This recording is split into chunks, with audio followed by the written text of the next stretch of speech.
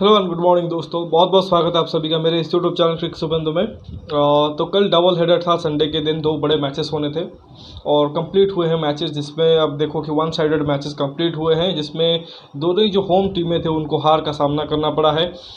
दिन में जो मैच था दोपहर को राजस्थान बनाम रॉयल चैलेंजर्स बेंगलोर यानी कि रॉयल बैटल था, जिसमें राजस्थान रॉयल्स बहुत ही बुरी तरीके से हारी है रॉयल चैलेंजर्स बेंगलोर से।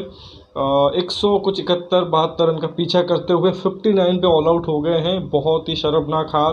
तो मतलब नॉट जस्ट कि आरसीबी को 2 पॉइंट्स मिले हैं, बल्कि एनआरआर में भी बहुत ही अच्छा एक तरीके से बूस्ट लगा है। साथ ही राजस्थान रॉयल्स भी ऑलमोस्ट आप कहोगे कि आईपीएल 2023 के जो प्ले ऑफ रेस है उससे बाहर हो चुके हैं। हालांकि अभी भी चांसेस हैं उनके पास, बट आउटसाइड चांस है।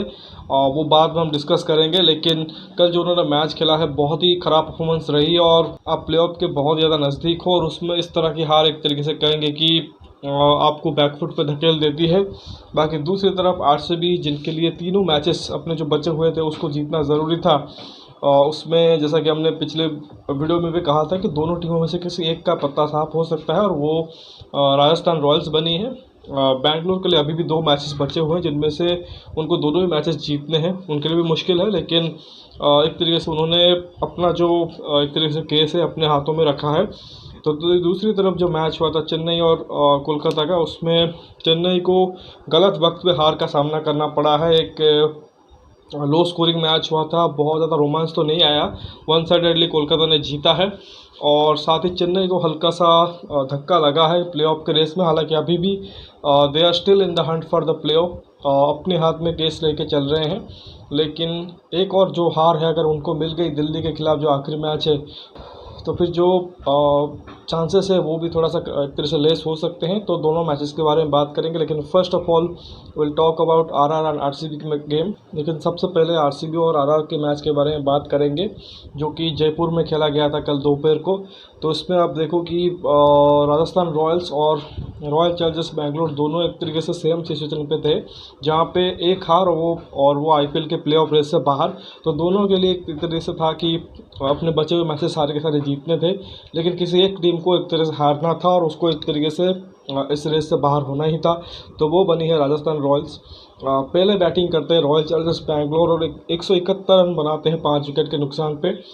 जयपुर का थोड़ा सा मुश्किल ग्राउंड है, वहाँ पे बड़े बाउंड्रीज हैं और पिच में भी थोड़ा सा मदद रहता है गेंदबाजों के लिए, तो आसान नहीं होता है रन चेस। तो वहाँ पे आप देखो कि आरसीबी ने 171 रन किए हैं 5 विकेट के नुकसान पे।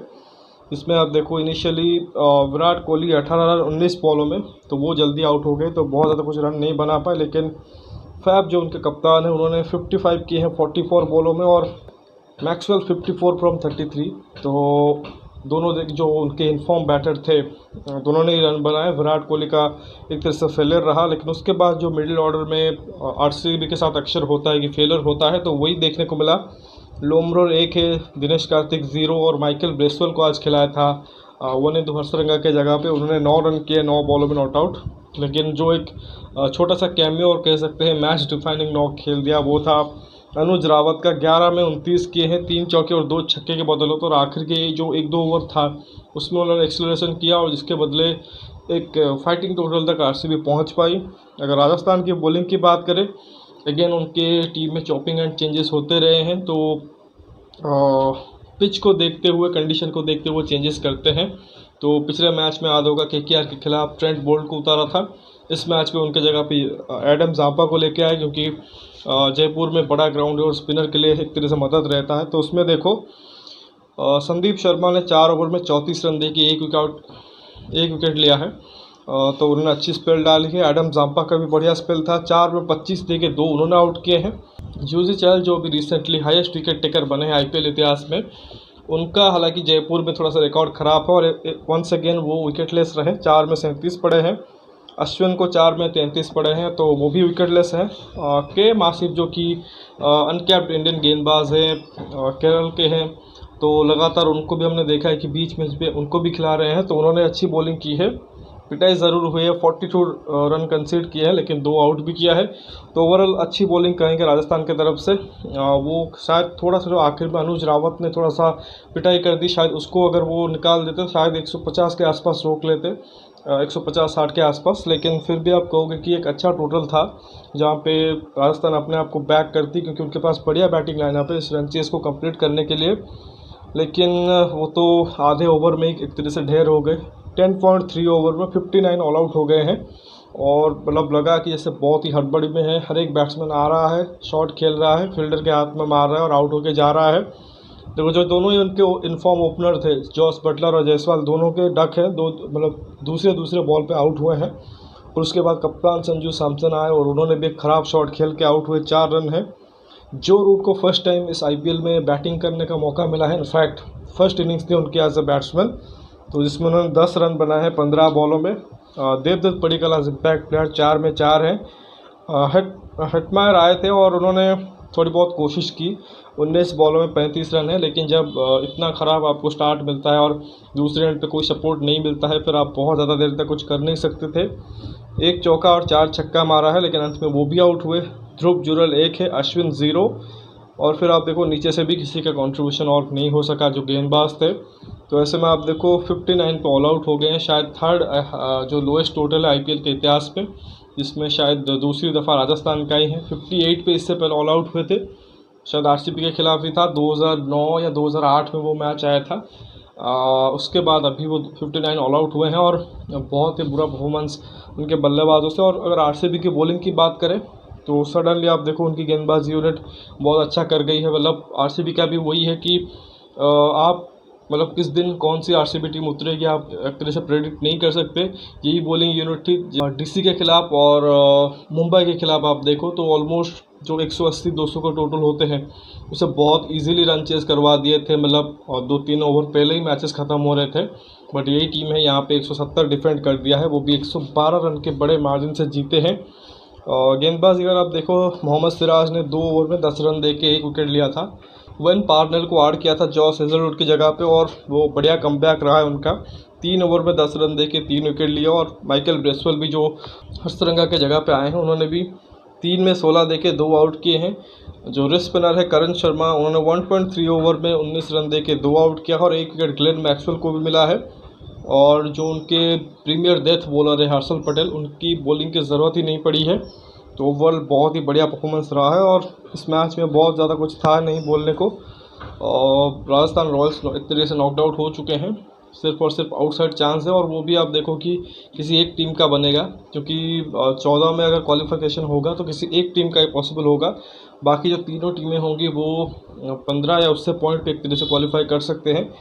तो अभी डिस्कशन करेंगे उसके बारे में। लेकिन इस हार ने अगर आप देखो कि राजस्थान रॉयल्स को कम्प्लीटली तोड़ दिया है, क्योंकि पिछले अगर आप 8 मैच उठा के देखें जिसमें से सिर्फ उन्होंने 2 मैच जीते हैं और 6 मैचेस हारे हैं। पहले 5 मैचेस हुए थे उसमें 4 जीते थे और 1 हारे थे, लेकिन बाद के जो 8 मैचेस है उसमें सिर्फ और सिर्फ 2 मैच जीते हैं। और उसी का रिज़ल्ट देखो कि ये 7 मैच हार चुके हैं, 6 ही मैच जीते हैं। और अपना जो अभी केस है वो दूसरों के हाथ पे रख के चल रहे हैं कि अगर रिज़ल्ट दूसरों के टीम के कुछ उनके फेवर में आ जाए तब जाके क्वालिफिकेशन कर सकते हैं। अदरवाइज़ जो उन्होंने लैटर पार्ट में सेकेंड हाफ में जो क्रिकेट खेला है उसमें आप देखो साफ तरीके से ये दिखता है कि कितना कंफ्यूज है। और जो टीम में लगातार चेंजेस करते आए हैं, जो मैचअप्स के तहत टीमें खिलाते हैं, तो कभी देखो कभी एडम जांपा खेलते हैं।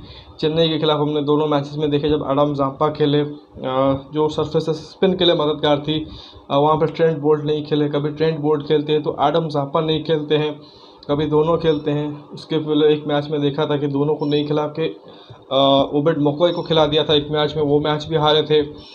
फिर अब देखो कि किसी किसी दिन जेसन होल्डर को भी खिला देते हैं। तो टीम सिलेक्शन में कभी भी एक तरीके से कंटिन्यूटी नहीं रखते हैं। और ये जो उन्होंने अंत में वो जो डिसीज़न लिया है कि जो रूट को भी ले आए हैं टीम में, एक बॉलर कम करा के, जो फॉरेन बॉलर है उसे कम करा के, वो भी डिसीज़न शायद आप कहोगे गलत डिसीज़न था, क्योंकि बैटिंग ऑलमोस्ट आपकी सॉर्टेड थी। वो चीज़ अलग है कि आपके जो इनफॉर्म बैटर 2 हैं वो आउट ऑफ फॉर्म हो गए, चाहे वो जॉस बटलर हो या संजू सैमसन हो। मतलब कंसिस्टेंटली उस हिसाब से रन नहीं आ रहे हैं। लेकिन फिर भी आप देखो कि टॉप 3 ने आपके लिए अच्छा किया है। मिडिल ऑर्डर में थोड़ा सा प्रॉब्लम रहा है, जहाँ पे ना रियान पराग चले ना देवदत्त पडिक्कल चले।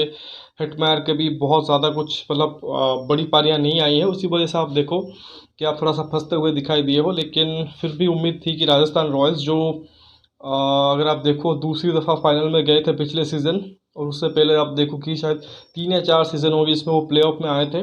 लग रहा था कि अब कंटिन्यूटी दिखाएंगे क्योंकि बेहतर टीम है, बेहतर कप्तान है उनके पास, बेहतर मैनेजमेंट है, लेकिन समाव वही चीज़ देखो जो रहा है उनका हाल 2008 के उस सीज़न के बाद लगातार कि सिर्फ एक तरह से फाइट ही करते हैं टॉप 4 के लिए, बट पहुंचते नहीं हैं।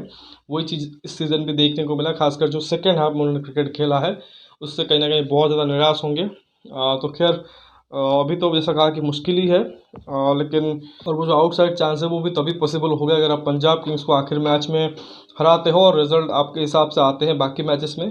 खैर उसके लिए बाकी चीज़ों का अभी इंतज़ार रहेगा। बाकी अगर आरसीबी की बात करें तो रॉयल चैलेंजर्स बैंगलोर समहाउ कहेंगे कि अभी भी जो उनको कल जीत मिली है उससे उनको नर्चेस की 2 पॉइंट्स मिले हैं, बल्कि एनआरआर में भी काफ़ी एक तरह से बूस्ट मिला है।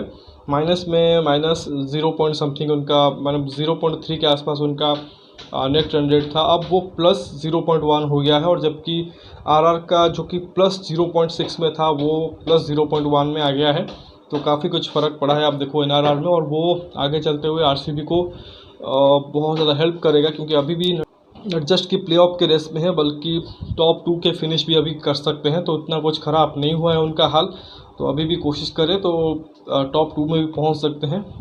लेकिन उनके लिए वही है कि कंटिन्यू करना ज़रूरी होगा, और आगे जो 2 मैचेस हैं वो टफ मैचेस हैं। एक तो उनको हैदराबाद से खेलना है और एक गुजरात के साथ खेलना है जो आखिरी मैच है, आखिरी लीग मैच है इस आईपीएल 2023 में। अब देखो हैदराबाद के खिलाफ क्या रहा है कि हमेशा से हैदराबाद एक टफ ओपोनेंट रही है आरसीबी के लिए, हमेशा से उनको थोड़ा सा वो परेशान करते ही हैं। लेकिन इस स्टेज में भी आप देखो जब हैदराबाद अच्छा कर नहीं रही है, लेकिन अक्सर क्या होता है कि इस हाफ में कि टुवर्ड्स द एंड जो टीमें जिनके पास नथिंग टू एक तरह से मतलब नथिंग टू लूज़ होता है, स्पेशली आप देखो हैदराबाद वो भी 14 पॉइंट पे मैक्सिमम पहुंच सकते हैं, उनके पास भी कोई आउटसाइड चांस है तो ख़तरनाक हो जाती है ऐसे टीमें जो कि कुछ भी एक तरीके से प्रेशर उनके ऊपर नहीं होता है तो वो रिलैक्स होकर खेलते हैं। तो दूसरी तरफ सारा का सारा जो प्रेशर है वो आरसीबी के ऊपर होगा।